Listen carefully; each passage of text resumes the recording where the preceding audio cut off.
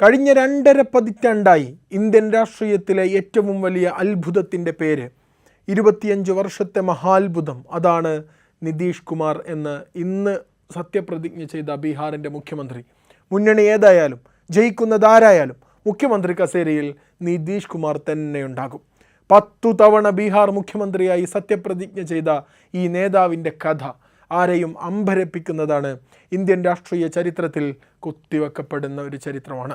ഒരു electrical engineer ആകേണ്ടിയിരുന്ന വ്യക്തിയായിരുന്നു നിതീഷ് എന്ന് പറയുന്നത്. പക്ഷേ അദ്ദേഹം ചെയ്തത് മുഴുവൻ പൊളിറ്റിക്കൽ എഞ്ചിനീയറിംഗ് ആയിരുന്നു.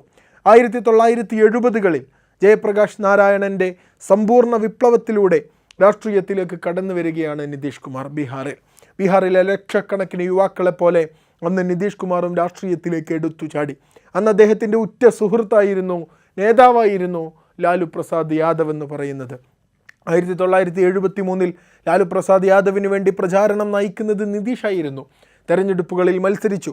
ആദ്യം മത്സരിച്ച ഒരു ജില്ലയിൽ അന്ന് തോറ്റതൊഴിച്ചാൽ ഇന്നുവരെ പിന്നീട് ഇങ്ങോട്ട് നിതീഷ് കുമാർ തോൽവി എന്താണെന്ന് അറിഞ്ഞിട്ടില്ല. 1980കളിൽ പിന്നണിയിൽ തന്ത്രം മെനഞ്ഞ് ലാലുവിനോടൊപ്പം കട്ടക്ക് നിൽക്കുകയായിരുന്നു നിതീഷ് കുമാർ. 1989 നിതീഷിൻ്റെ തന്ത്രങ്ങളിലൂടെയാണ് ലാലു ബീഹാറിൽ പ്രതിപക്ഷ നേതാവായി വരുന്നത്. 1990 ലാലുവിനെ മുഖ്യമന്ത്രിയാക്കാൻ മുൻനിരയിൽ നിന്നത് ഇതേ നിതീഷ് കുമാർ ആയിരുന്നു.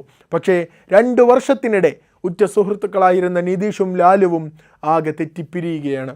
കാര്യങ്ങളാകെ തകിടം മറിഞ്ഞു. ലാലുവും രതീഷും കണ്ടാൽ മിണ്ടാതായി. 1994 ലാലു പ്രസാദ് യാദവിനെതിരെ ജനതാദൾ MP-മാർ അണിനിരന്നു. അതിനു പിന്നിലും നിതീഷ് കുമാർ ആയിരുന്നു. ജനതാദൾ പിന്നീട് സമതാ പാർട്ടിയായി. ബീഹാറിനെ രക്ഷിക്കൂ എന്ന മുദ്രാവാക്യവുമായി നിതീഷിൻ്റെ തന്ത്രങ്ങൾ തെരുവിൽ അലയടിക്കാൻ തുടങ്ങി. ബീഹാർ ജംഗിൾ രാജായി മാറിയപ്പോഴാണ് പിന്നീട് നിതീഷിൽ നിന്ന് പൂർണ്ണമായും ലാലു പ്രസാദ് യാദവ് വഴിപിരിയുന്നത്. പിന്നീട് ഒറ്റയ്ക്ക് ഭൂരിപക്ഷം നേടിയ 1995 ലാലു പ്രസാദ് ഒറ്റയ്ക്ക് ഭൂരിപക്ഷം നേടുന്നുണ്ട്. പക്ഷേ ആ ലാലുവിനെ വീഴ്ത്താൻ തൻ്റെ സോഷ്യലിസ്റ്റ് ആശയങ്ങളെല്ലാം മാറ്റിവെച്ച് നിതീഷ് കുമാർ BJP-യുമായി കൈകോർക്കുകയാണ്. അങ്ങനെയാണ് ലാലുവിനെ വീഴ്ത്തുന്നത്. 2000 നിയമസഭാ തെരഞ്ഞെടുപ്പ് നിതീഷും BJP-യും കൂട്ടുകെട്ടുണ്ടാക്കി അധികാരമേറ്റെടുത്തു. അന്ന് നിതീഷ് കുമാറിന് കിട്ടുന്നത് 34 സീറ്റ് മാത്രമാണ്. സമതാ പാർട്ടിക്ക് 34 സീറ്റാണുള്ളത്. പക്ഷേ ആ സമതാ പാർട്ടിയുടെ നേതാവായിരുന്ന നിതീഷിനെ അന്ന് മുഖ്യമന്ത്രിയാക്കി. അങ്ങനെയാണ് നിതീഷ് കുമാർ ആദ്യമായി ബീഹാറിൻ്റെ മുഖ്യമന്ത്രിയാകുന്നത്. നിയമസഭയിൽ ഭൂരിപക്ഷം തെളിയിക്കാൻ കഴിയാതെ അന്ന് രാജിവെക്കേണ്ടി വന്നെങ്കിലും പിന്നീട് അങ്ങോട്ട് നിതീഷിന് തിരിഞ്ഞു നോക്കേണ്ടി വന്നിട്ടില്ല. 2005 വീണ്ടും നിതീഷ് ബീഹാറിൻ്റെ 2ാമത്തെ ഭരണാധികാരിയായി മുഖ്യമന്ത്രിയായി മാറുകയാണ്. അന്ന് കിട്ടിയ വിളിപ്പേരാണ് കേട്ടോ സുശാസൻ ബാബു, നല്ല ഭരണാധികാരി എന്നർത്ഥം. 2005 മുമ്പ് വരെ ലാലു പ്രസാദ് യാദവാണ് ഭരിക്കുന്നത്. ഭരണകാലത്ത് ബീഹാറിലെ ക്രമസമാധാനം വളരെ മോശമായിരുന്നു. ഗുണ്ടായിസവും തട്ടിക്കൊണ്ടുപോകലും അഴിമതിയും ഇതെല്ലാം ആകെ ഉൾച്ചേർന്ന കാലഘട്ടത്തെ ജംഗിൾ രാജ്, കാട്ടുനീതി നടപ്പാക്കുന്ന രാജ്യമെന്നർത്ഥത്തിൽ ജംഗിൾ രാജ് എന്നാണ് വിളിച്ചിരുന്നത്. 2005 നിതീഷ് കുമാർ അധികാരത്തിൽ വന്നു. ഈ സ്ഥിതി അങ്ങ് മാറ്റി.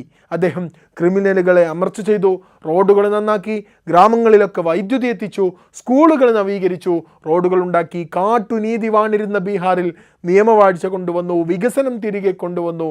അങ്ങനെയുള്ള നല്ല ഭരണാധികാരി എന്ന നിലയിലാണ് ജനങ്ങളും മാധ്യമങ്ങളും അദ്ദേഹത്തെ സുശാസൻ ബാബു എന്ന് വിളിച്ചു തുടങ്ങിയത്.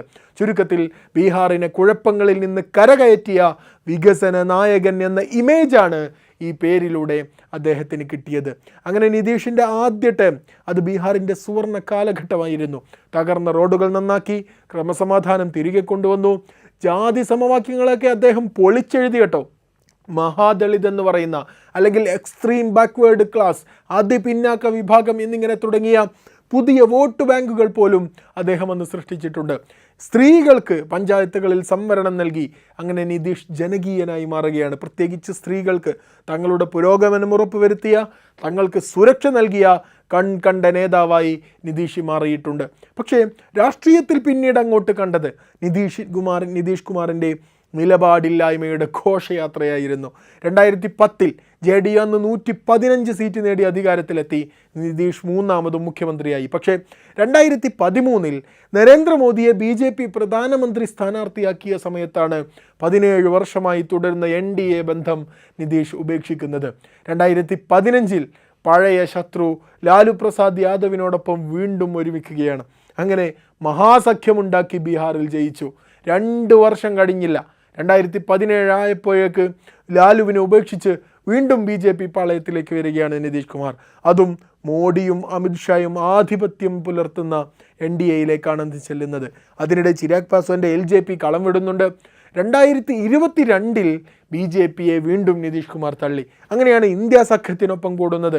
മോഡിക്കെതിരെ പ്രതിപക്ഷ കക്ഷികളെ ഒന്നിപ്പിച്ച് നിർത്താൻ ആവുന്നത് ശ്രമിച്ച് നിതീഷ് നേതൃത്വം നൽകിയാണ് ഇന്ത്യ സഖ്യം രൂപപ്പെടുന്നത്. പക്ഷേ ഒടുവിൽ 2024 ലോക്സഭാ തെരഞ്ഞെടുപ്പിന് തൊട്ടു മുമ്പ് വീണ്ടും മലക്കം മറിഞ്ഞ് NDAയിലേക്ക് ഓടുകയാണ് നിതീഷ് കുമാർ. ഇവിടെയാണ് നിതീഷ് കുമാർ എന്ന രാഷ്ട്രീയ തന്ത്രജ്ഞനെ നമ്മൾ സമ്മതിച്ചു കൊടുക്കേണ്ടത്. ബീഹാർ നിയമസഭയിൽ സഖ്യകക്ഷിയായ BJPക്ക് തന്നെക്കാൾ എത്രയോ സീറ്റുകളുള്ള കാലത്തും മുഖ്യമന്ത്രി കസേരയിൽ ഇന്നും അന്നും നിതീഷ് കുമാർ തന്നെ. സ്വന്തം പാർട്ടി ദുർബലമായിക്കോട്ടെ, മുന്നണി ഏതെങ്കിലും ആയിക്കോട്ടെ, താൻ തന്നെ നേതാവ് എന്ന് സ്ഥാപിക്കാൻ നിതീഷിന് കഴിയുന്നു. 2024 ലോക്സഭാ തെരഞ്ഞെടുപ്പിൽ BJPക്ക് തനിച്ച് ഭൂരിപക്ഷം നഷ്ടമായപ്പോൾ കേന്ദ്ര സർക്കാരിനെ താങ്ങി നിർത്തുന്നത് ഇതേ നിതീഷ് കുമാറാണ്. നിതീഷ് ആർക്കൊപ്പം പോയാലും അവർക്കും നിതീഷിനും ഒരുപോലെ ലാഭമുണ്ടാക്കുന്നു. ഏറ്റവും കൂടുതൽ തവണ മുഖ്യമന്ത്രിയായ നേതാവ്, ഏറ്റവും കൂടുതൽ കാലം ബീഹാർ ഭരിച്ച മുഖ്യമന്ത്രി, ഏറ്റവും കൂടുതൽ തവണ മുന്നണി മാറ്റം മാറിയ മുഖ്യമന്ത്രി, ഭൂരിപക്ഷം പോയിട്ട് അതിൻ്റെ 1/3 സീറ്റ് മാത്രം ലഭിച്ചിട്ടും മുഖ്യമന്ത്രി പട്ടം പലതവണ നിലനിർത്തിയ നേതാവ്. അങ്ങനെ ഒട്ടനവധി വിശേഷങ്ങൾ നിതീഷ് കുമാറിന് കൈമുതലായുണ്ട്. ഇന്ന് ബീഹാറിൻ്റെ 10ാം തവണ ബീഹാറിൻ്റെ മുഖ്യമന്ത്രിയായി നിതീഷ് കുമാർ സത്യപ്രതിജ്ഞ ചെയ്തിരിക്കുന്നു. സഖ്യകക്ഷികളെ വിഴുങ്ങുന്ന BJPയെപ്പോലും മെരുക്കി നിർത്തിയ ഇന്ത്യൻ രാഷ്ട്രീയത്തിലെ ഈ സർവൈവറെ ചരിത്രം എങ്ങനെ അടയാളപ്പെടുത്തും? അവസരവാദിയെന്നോ അതോ അധികായനെന്നോ? ആ ഉത്തരം കാലം പറയൂ.